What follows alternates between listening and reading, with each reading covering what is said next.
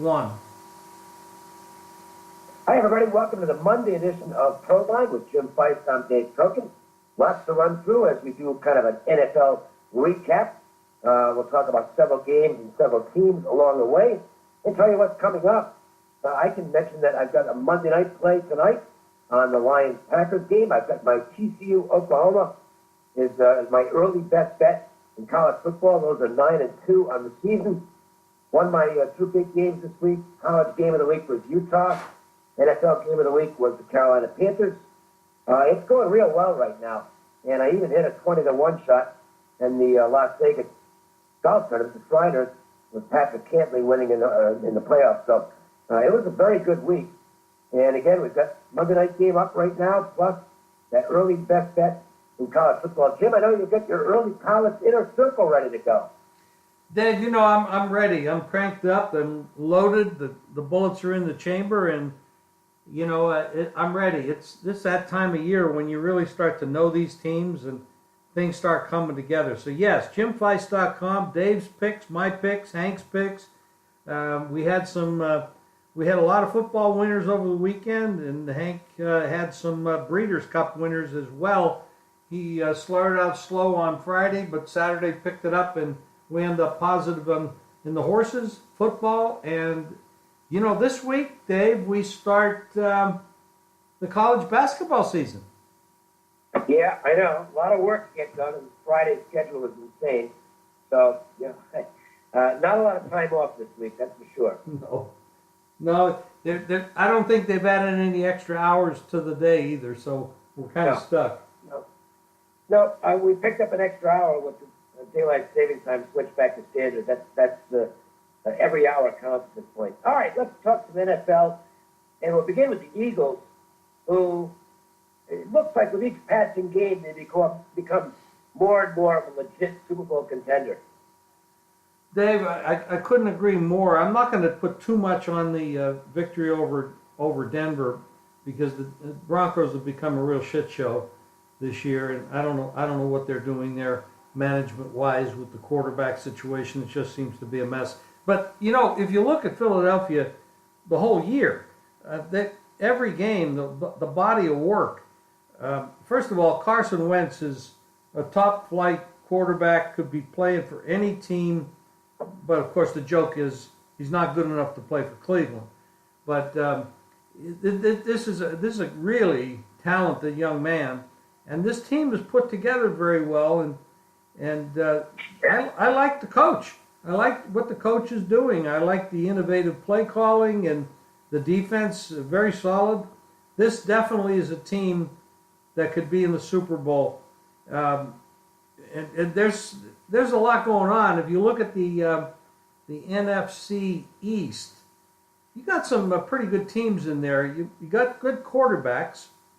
Eli may be at the end of his road. You know, first of all, that organization probably needs to fire everybody and start over. But Eli's been around for about 15 years, and he's had a good career, but definitely at the end of his career. But the other guys, Prescott, Wentz, and Cousins, should he stay in that division, this is a pretty solid four teams up there other than the Giants at this point. The Rams continue to gain legitimacy as well. Now, they played the Giants, and, you know, I mean, you can't read too much into that because the Giants they're just a complete disaster. But I'll tell you what, this Rams team is starting to show some real positive signs. This new coach has really generated some energy. Goff has tremendously improved. They look like a playoff team. They sure do. You know, when the season started off, everybody kind of conceded that Seattle Seahawks were going to win the West. I'm not so sure about that now. This right now, let's say a little bit about Seattle. The lowest paid offensive line in the league. Russell Wilson does more with less around him than just about anybody could. But he can't do it by himself. And yesterday, having a 2-0 lead at 2-0 score at halftime,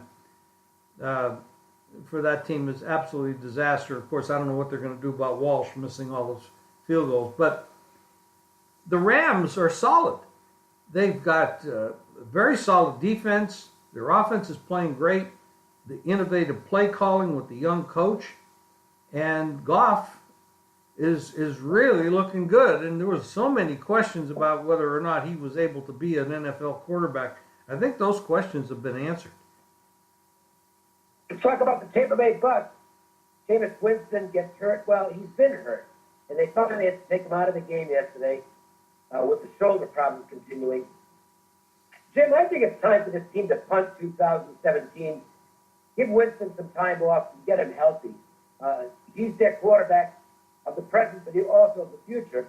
They're tied to him, and this is not a good thing having him out. It's just, he's been terrible, and a big part of the reason is he's hurt. I totally agree with you, except for one thing. Jameis is obviously tremendous talent, but he had a lot of turnover issues in college, and I think his decision making needs to improve. He still does. I don't disagree with that. He still makes the same mistakes he made in college with the ball. He's a little too careless, and he needs to grow up in that respect. Talent. Oh yeah. Talent-wise, he's a tremendous talent, and I agree with you. The point I think the point I'm making at this point is that they're not going to change quarterbacks for the next few years. I mean, that's just not going to happen. They're going to sink or swim with Winston. I don't want to see the guy get hurt more than he already is. So put him on the sidelines for now. So basically what you're saying is don't do the same thing that Indianapolis did with Luck. Yes, exactly. And they ruined that guy.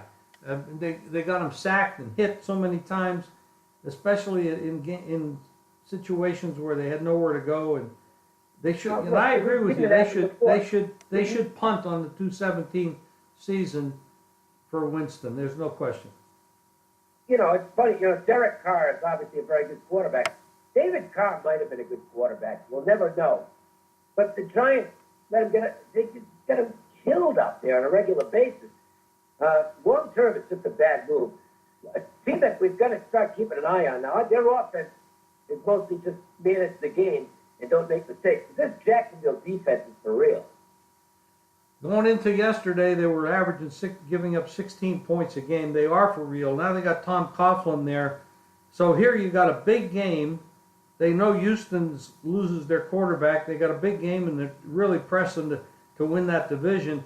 And Tom Coughlin is there, and he brings some old school disciplinarian and he benches Fournette for a team violation. Now a lot of people wouldn't do that, but I'm all for it. You have to show them who's boss, and if you're not going to follow the rules, there's only could be one boss on a football team, and Coughlin steps in there. He shows them discipline. They play hard. They're playing hard on defense.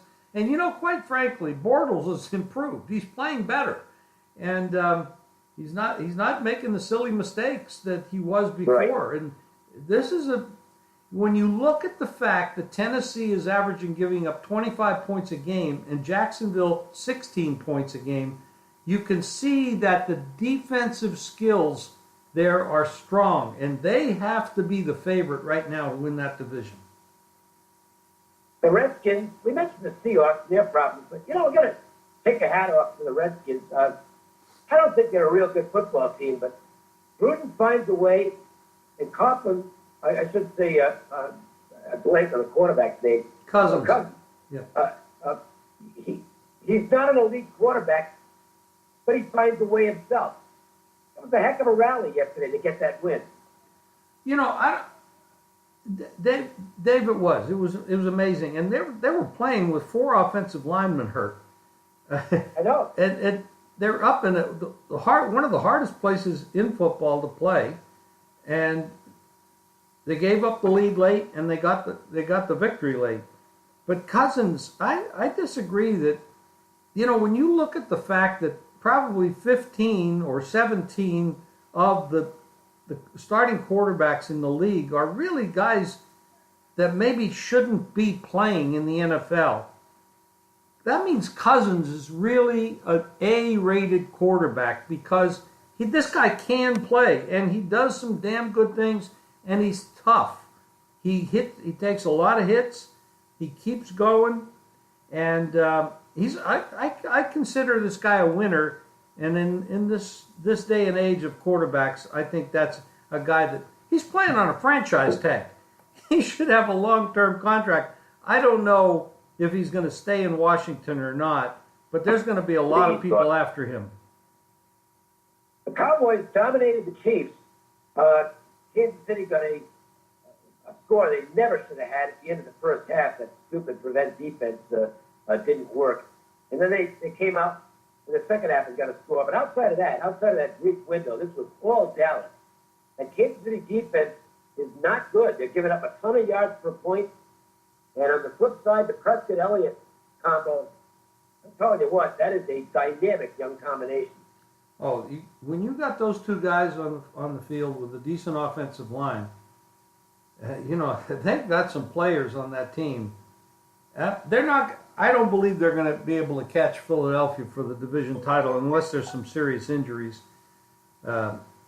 So this is a team that's playing for a wild card, but they're going to be a very dangerous wild card if they can keep their players on the field. And of course, injuries can always, short circuit you. But then of course you have this Elliott issue with the courts and the suspension. If he does get suspended and he is not playing for 6 games at the end of the year, I don't think they make the playoffs because Elliott is an extremely gifted player, as is Prescott. They really help each other in so many different ways. I like this Dallas team, but they're going to need Elliott to be playing. And finally, we got to mention this. A late score and a 2-point conversion. Miami breaks the hearts of some Oakland bettors who thought they had the game wrapped up. They probably got a push out of it. I thought the Raiders might have played their best game of the season yesterday. They played well.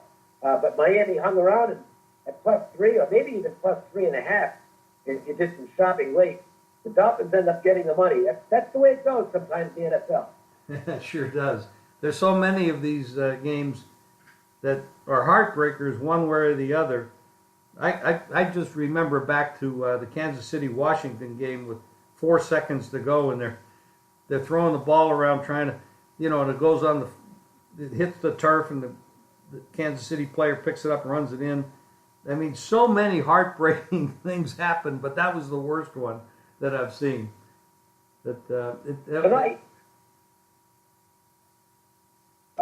we're going to head to tonight's action, and we've got a couple of things to talk about. Well, I'll give you a free play in an NBA game in a moment. Monday Night Football, the Packers 25-1 at home against the Lions.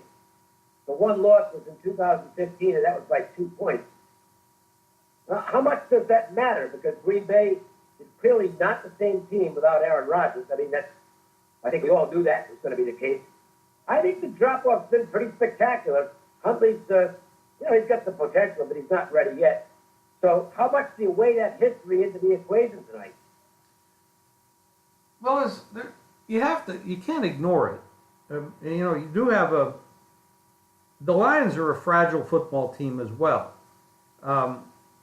They have a very high-priced, talented quarterback, and they got some gritty players on offense, and their defense, they play hard. It's a decent football team. It's not a great football team, but they are going into a place where they just don't win. I mean, they just don't win. No. Some of these guys on the Detroit Lions weren't even born in the last 26 years. So, now you talk about Hundley. No, nobody's going to replace Aaron Rodgers. There's nobody like Aaron Rodgers. He's the best in the business, and Hundley at least has now another week of practicing with the first string, and that adds up because these guys do have talent. They're not terrible. They might look terrible for a couple of weeks, or even a year, until they really get it going. And these young guys, you talk about Wentz and Goff and Prescott and other guys around the league, Winston, they all get they either show progress or they don't. But Hundley, they believe in him as a good enough backup, and so I have to give them some credit that another week of practice with the number ones will make a difference in this 25-1 record. I don't think that exists anywhere else.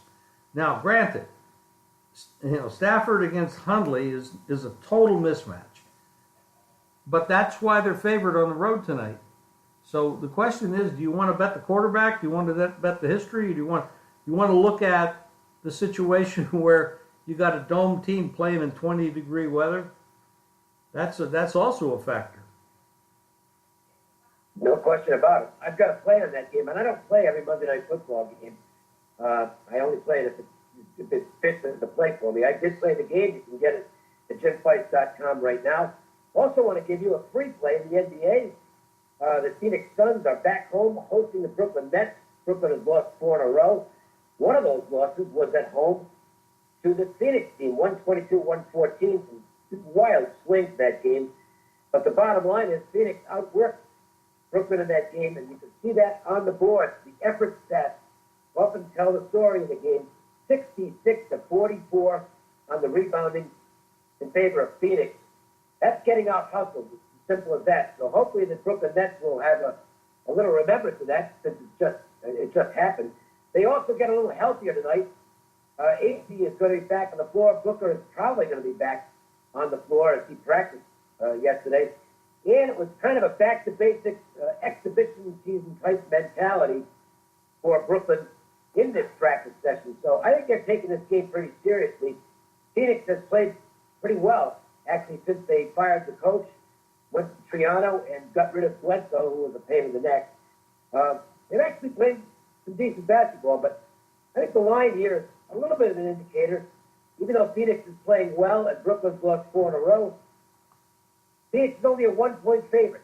And I think the odds maker is giving a little bit of a tip there as to what they think might happen, and at least the way they think bettors are going to treat this game. And numbers are made for sharp bettors, not for the public. So I'm going to look at Brooklyn plus the 1 as the free play. A reminder, if you want to get the serious plays, that one tonight, and my early best bet happens to be on a big game this week, the TCU-Oklahoma matchup.